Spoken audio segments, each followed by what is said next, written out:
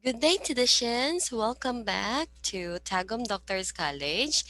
And this is again your learning partner, Teacher Anna. So, hello, Abogadro. I hope that you have a very good week or Monday and Tuesday. So, I hope that you have learned a lot from our lessons, what we call community engagement. So, last week we have our learning activity sheet for lesson 5. Now we are going to have lesson number 6, which is the human rights and social justice. So, in this lesson, guys, the most essential learning competencies that we are going to attain is you need to explain the core values of community action initiatives like the human rights and social justice. So, bakit ito binavalue sa isa ka community ang ato ang human rights and social justice? Why we need to know our human rights and social justice? Now, in this lesson, guys, or at the end of the lesson, you are going to demonstrate understanding on the core values of human rights. Second, you're going to explain the principles of human rights. So, in your previous study, guys, in community engagement, you have learned the overview of community action. So, in this lesson, you will learn the core values of community action initiatives like human rights and social justice. So, your knowledge about the overview of community action is very important in understanding the present lesson. So, that's why you have the starting point, guys, which is the activity which you are going to enumerate and explain the major issues affecting poor affecting uh, poor and marginalized communities. So, mo ni siya ato ang overview or one of the topic for the lesson overview of community action. So you are going to enumerate and explain the major issues and then write what are the relevant content and ideas that you have learned in those major issues. Now, let's go to our lesson. So, sa ang human rights, ma'am? So, human rights, guys, are rights inherent to all human beings regardless of race, sex, nationality, ethnicity, language, religion, and any other status. So, mao na siya nga to ang rights, guys, that even though you are poor of the poorest, you are rich, so all of us are equal. So all of us has human rights. So bisan paglahi-lahi ang ato ang race, like half Japanese, half Filipino, half American, half Filipino. So even though they have different races or we have different races, we have human rights. Basin paglalaki ka or babae, we have human rights. Even though you do have different nationality, we have human rights. You have different ethnicity, basin pag attack ka, basin pag ikaw ang uh, pinaka ano nga ethnic kanang pinaka naa sa pinakabukid, bisan pag ikaw ang kanang uneducated nga tao, you still have human rights. Even though we also have different languages, religion, and any other statuses in life, we have human rights. So that's why, guys, you need to always remember that you have human rights and you need to know it. Okay? So now let's go to the UDHR. So sa dining UDHR, so it is the Universal Declaration of Human Rights. So it means, guys, human rights is not just here in the Philippines. Dili lang siya sa Pilipinas, but all over the world.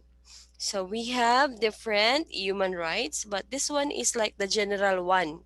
So most likely, kung ang isa ka country is membro sa United Nations, so most likely mo dyan ilahang ginagamit or ginasunod na human rights. So the Universal Declaration of Human Rights, guys, is a milestone document. So dokumento ni siya in the history of human rights. So these are drafted by representatives with different legal and cultural backgrounds. So gidraft ni siya uh, by the representatives with different legal and cultural backgrounds from all regions of the world. So the declaration was proclaimed by the United Nations General Assembly in Paris on December 10, 1948. General Assembly Resolution 217A as a common standard of achievement for all peoples and all nations. It sets out for the first time fundamental human rights to be universally protected, and it has been translated into over 500 languages. So kani siya nga Universal Declaration of Human Rights, guys. It is being translated by or into over 500 languages kasi ginagamit man niya sa most likely those countries na belong sa United Nations. So unsa man yung mga Universal Declaration of Human Rights? Article 1, so we have the right to equality. So dapat basin pag madato kang mapobre, pantay-pantay dapat. Article 2, freedom from discrimination. Article 3, right to life, liberty, personal security. Article 4, freedom from slavery. Article 5, freedom from torture and degrading treatment. Article 6, right to recognition as a person before the law. So basin pag ikaw pinakahugaw nga tao, pinakapangit nga tao, you have the right to recognition as a person. Tao ka before the law. And you have your rights. Article 7, right to equality before the law. Article 8, right to remedy by competent tribunal. Article 9, freedom from arbitrary arrest and exile. Article 10, right to fair public hearing. Article 11, right to be considered innocent until proven guilty. Article 12, freedom from interference with privacy, family, home, and correspondence. Article 13, right to free movement in and out of the country. Article 14, right to asylum in other countries from persecution. Article 15, right to nationality and the freedom to change it. So, na kay freedom. Kung gusto ka mahimong American citizen, then you can. Article 16, right to marriage and family. So that's why dili na karon uso ang buya-buya no because of Article 16, the right to marriage and family. So dapat ikaw jud mo pili kinsa imong gusto nga minyuan. Article 17, right to own property. Article 18, freedom of belief and religion. Article 19, freedom of opinion and information. Article 20, right to peaceful assembly and association. Article 21, right to participate in government and in free elections. Article 22, right to social security. Article 23, right desirable work and to join trade unions. Article 24, right to rest and leisure. So, pwede tagyod magpahulay o leisure. So, that's why we have leaves, differentiated leaves, vacation leaves, because that is our right to rest and leisure. Article 25, right to adequate living standard. Article 26, right to education. That's why you are schooling right now. And even the poorest of the poor, they can go to school. And because we have free education because of this Article 26, right to education. Article 27, right to participate in the cultural life of community. Article 28, right to social order that articulates this document. Article 29, community duties essential to free and full development. Article 30, freedom from state or personal interference in the above rights. Okay? So those are the Universal Declaration of Human Rights, Article 1 to 30. So most likely, mao ni siya ang gibasihan sa ato ang Philippine Constitution or Philippine Human Rights. So now, kanino ka magrereklamo guys kung naay mga tao nga naka-violate sa imuha? So una, if the police, the military, or the korte, or katong mga tao nga nagtrabaho sa government, kapag bahagi ng gobyerno ang nag-abuso ng tao, ito ay isang human rights violation. So dapat musumbong ka dito sa Commission on Human Rights. Labi na kung mga uniform personnel ang nang-abuso sa imuha. So that is what we call human rights violation. Now, if naman kapag sibilyan or pribadong tao ang nang-rape, pumatay at iba pa, ito ay krimen. So krimen siya guys. So dapat sa pulis ka dapat pumunta. So always remember that guys. So human rights violation and crime is different. So kapag bahagi ng gobyerno ang nakasala, that is human rights violation. And then if it is civilian or private people or private person ang nakasala sa imuha or nakasala, that is crime or krimen. So dapat sa pulis ka mo adto. That always remember that guys. Now let's go to the next one. So this is the protection of our states. So Republika ng Pilipinas, so mao ni siya ang ato ang estado. Ang karapatang pantao na to ay ang pangunahing responsibilidad ng estado. So always remember, the main responsibility of the state is our human rights.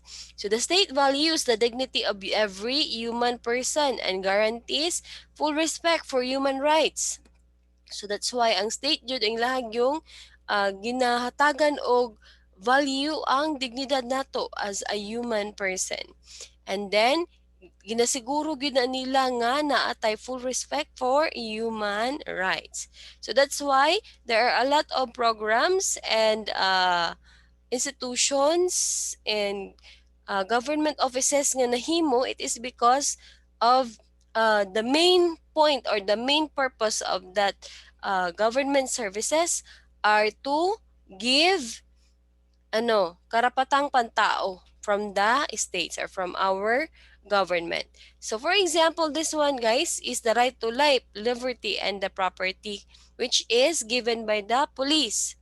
And then the right to health, which is given by the Department of Health.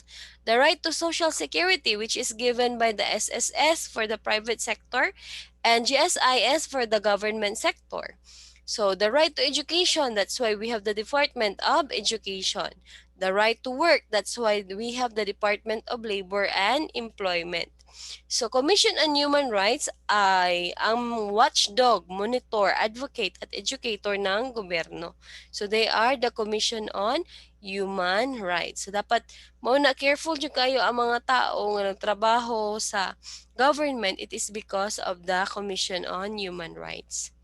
Now, let's go to the writ of habeas corpus. Unsa din ni siya ma'am? Makaon eh? No. So writ of habeas corpus guys is a recourse in law which a person can report an unlawful detention or imprisonment to a court. So kung gikulong ka, unlawful ang pagkakuan sa imuha, walay arrest warrant, gikulong ka diretso, gikulata ka didto, gipatugan ka sa sala nga dili nimo sala. So you have a writ of habeas corpus. So pwede nimo to sila mapapriso because pwede nimo sila i-report because of what they have done to you. They have unlawfully they have committed unlawful detention or imprisonment. That's why you can report it to the court and then sila ang mo priso ato nga mga official, public official.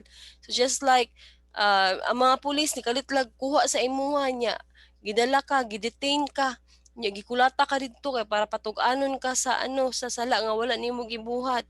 So that is a violation of writ of habeas corpus. So pwede sila mawalaan og trabaho ana. So now let's go to writ of amparo. So writ of amparo is a remedy available to a person whose right to privacy in life, liberty, or security is violated. Always remember guys nga we have the right to privacy in life, we have the liberty, we have the security. And if this is violated, so it is also a violation in the writ of amparo.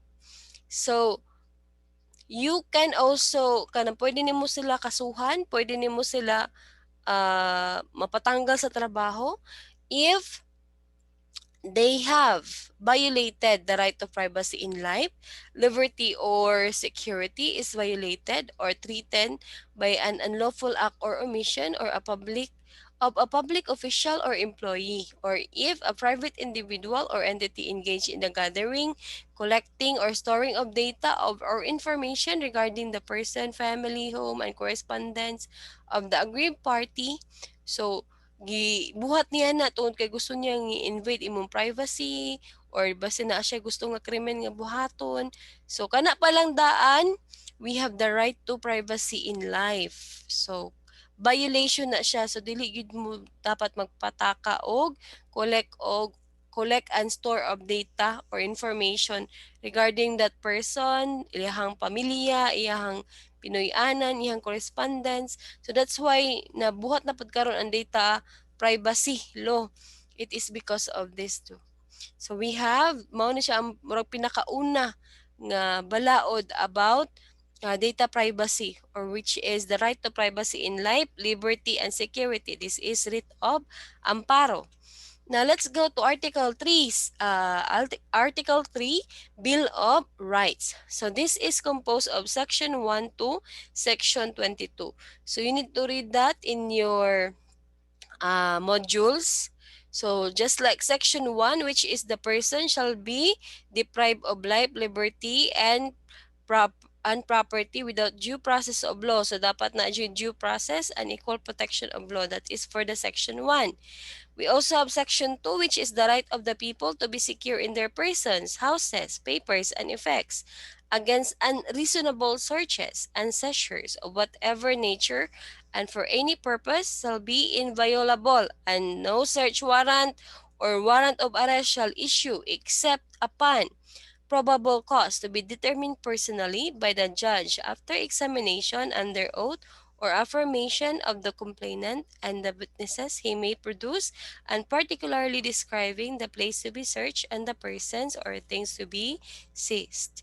So this is section number 2, which is the right of the people. So dapat secure ta sa to ang mga panimalay, secure ang ato ang mga papers nga na nag-iyak ta og mga yuta. And then, dapat dili pud ta basta-basta nga kulungon.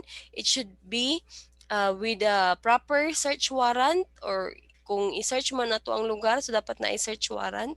And then, there should be a warrant of arrest if kanang gusto nila nga kanang mapriso ka or ipaton ka sa police station because you are going to question to a certain crime. So, dapat na ay warrant of arrest. Now, let's go to Section 3, which is the privacy of communication and correspondence. Section 4, which is the freedom of speech. So that's why there is a freedom of speech, but there are some limitations of obligations nga dapat dili ka pwede nga mulapas sa anak kasi pwede po ka mapriso with the libel and data privacy law, and even for the cybercrime. So you need to be careful with that. Now let's go to Section 6, which is the liberty of abode and of changing the same within the limits prescribed by law shall not be impaired except upon lawful order of the court. Neither shall the right to travel be impaired. So dapat dili ta basta-basta nga mo impaired og right to travel, liberty of abode, changing the places that they want to go to, interest of national security, public safety, or public health. So that's why guys, magbuhat pa na sila presidential decree number. So just like what happened in the pandemic because of the Section 6, which is the liberty of abode.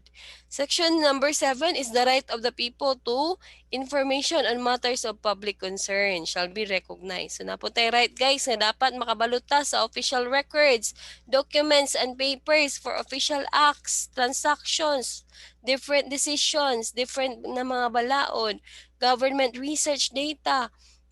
So dapat available na siya sa ato og makita nato na ug dapat we are knowledgeable with that. We also have section number 8, which is the right of the people, including those employed in the public and private sector, to form unions. So pwede ta mag-form of unions, mag-form of associations or societies. That is the right of the people, section number 8. Section number 9, which is private property shall not be taken for public use without just compensation. So that's why guys nga ano jud, kung gamiton ang imong yuta for school or gamiton imong yuta for public highway or kanang himuong dalan, public nga dalan, so the government should pay you. So there should be a just compensation. For Section 10, no law impairing the obligation of contract shall be passed. So, walay balaod dapat nga mag-impair sa obligation of contracts. Section number 11, free access to the courts and quasi-judicial bodies and adequate legal assistance shall not be denied to any person by any reason of poverty. Section 12, any person under investigation for the commission of an offense shall have the right to be informed of his right to remain silent. Dapat ingnon yun siya. That's why ang police pag kuan sa imuha, pag ano sa imuha, pag dakop sa imuha, mingon yun sa you have the right to remain silent. You have the right to ano to have an independent counsel. So ina na siya. And then sa section 12 po, dira po naka-state nga dapat walay torture, walay force, walay violence, threat, intimidation, and any other means which might vitiate the free will shall be used against him. And for number 3, any confession or admission obtained in violation of this or section 17 hereof shall be inadmissible. Ang number 4 po, the law shall provide the penal and civil sanctions. And then section 13, all persons except those charged with offenses punishable by reclusion perpetua. When evidence of guilt is strong, shall before conviction be available. So, kung wala ka gyatulan o kanang forever nga pagkapriso, so pwede ka maka-avail. Okay, pwede ka bayad para makalaya ka. Then section 14, no person shall be held to answer for a criminal offense without due process. So dapat na due process. And second line for the section 14 is trial may proceed notwithstanding the absence of the accused. So dapat mo proceed jud ang sa ka-trial kung naagyud ang accused. So dili pwede nga wala siya. Then section 15, the privilege of writ of habeas corpus. So di ba katong dapat dili ka kulungon. So, be suspended except for the cases of invasion. So, kung nag-invade ka o nag-form kag rebellion, so pwede jud ka ma-detain. So, because of this, dili ka ma-protectionan sa writ of habeas corpus because you have also create kanang nakabuhat mo kag crime. We also have section number 16. So section number 16, it talks about all persons have the right to a speedy disposition of their cases. So dapat tama ang oras because justice delayed is justice denied. So that's why justice should be served timely. Now, we also have section number 17 of the Bill of Rights, which is no person shall be compelled to be a witness against himself. So, dili pwede nga mo witness ka para sa imong kaugalingon. Section 18, no person shall be detained solely by reason of his political beliefs and aspirations.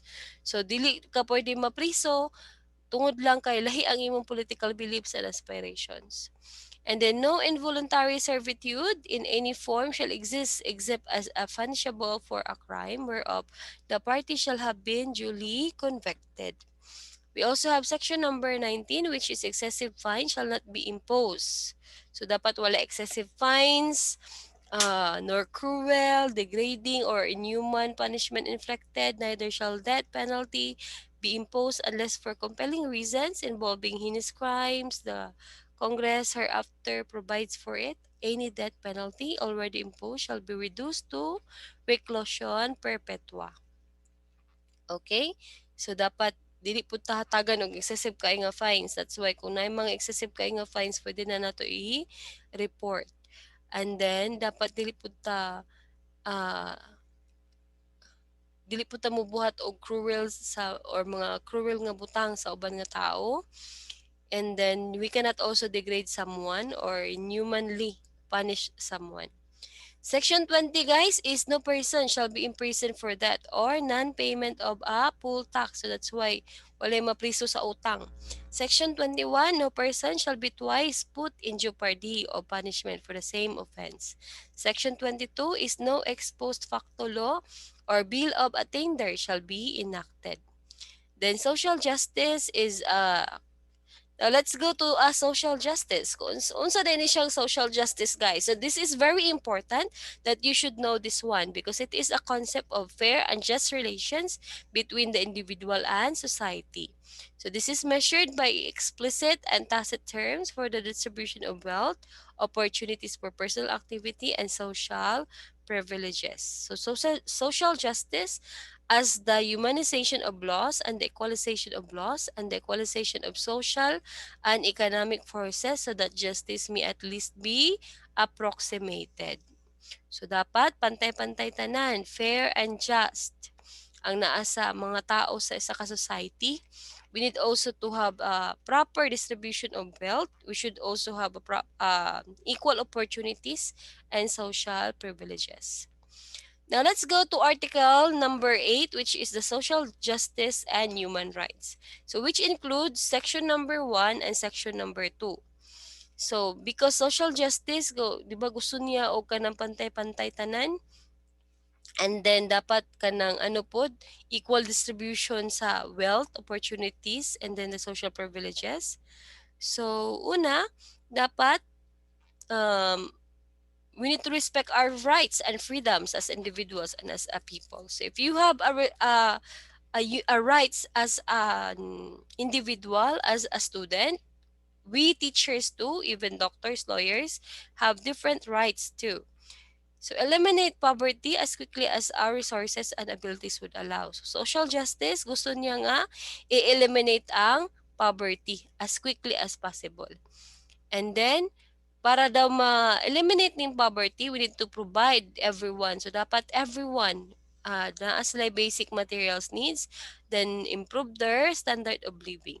And then change institution and structures to address inequalities.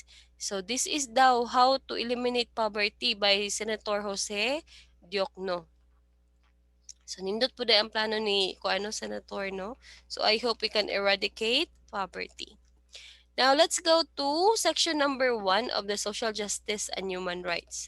So, ang Congress daw shall give highest priority to the enactment of measures that protect and enhance the right of all the people to human dignity, reduce social, economic, and political inequalities, and remove cultural inequalities by equitably diffusing wealth and political power for the common good.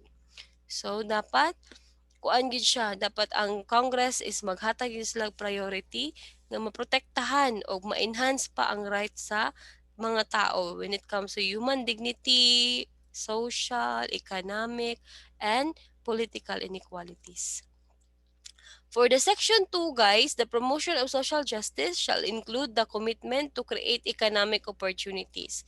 So that's why, guys, na idole nga muhatag sa tuag lain-lahi nga mga trabaho which can help with the economic activities and even economic opportunities. So all of us can have our corporations, our businesses. So based on freedom of initiative and self-reliance. So that would be all, guys. So I hope you have learned a lot from our lesson today, which is very important that you should know, which is the human rights and social justice. So I hope, guys, that you will serve uh, human rights carefully, and you need also to, when you became a leader, try also to implore or kanang imuha yung i kanang buhaton ang imong pinaka the best para ma-serve ang social justice. So thank you so much, everyone. Always remember to read and review your lesson. So let's go now to your assessment. See you again, traditions. Bye.